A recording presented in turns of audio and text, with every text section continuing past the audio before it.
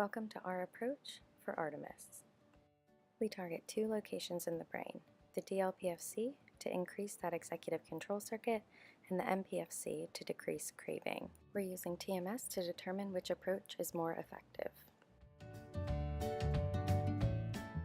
Each participant comes in for an initial visit, which consists of screening and questionnaires, and participants are asked to return for 3 visits, each consisting of a session of TMS quickly followed by fMRI. At each of the visits, we find the resting motor threshold to determine each participant's dose of stimulation. For stimulation, we use 110% of the resting motor threshold. Linked below, you can find a video on how to find the resting motor threshold. During treatment, here is an example of our medial prefrontal cortex placement. And here is an example of our DLPFC placement. Once the treatment begins, the researcher will raise the amplitude up to 110% of the resting motor threshold. For CTBS, the treatment is 5 minutes, and for 10 Hz, the treatment is 15 minutes.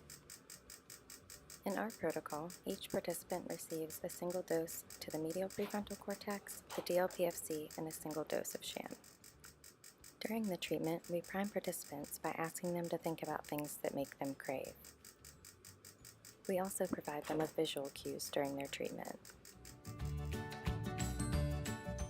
After TMS treatment, we collect the amount of time from the end of treatment until the participant is in the MRI scanner. The participants are then placed into the scanner to complete a cue task.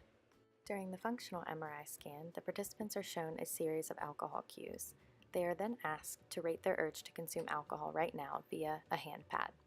The participants are then shown a series of neutral cues. They use the same hand pad to rate their urge to consume alcohol.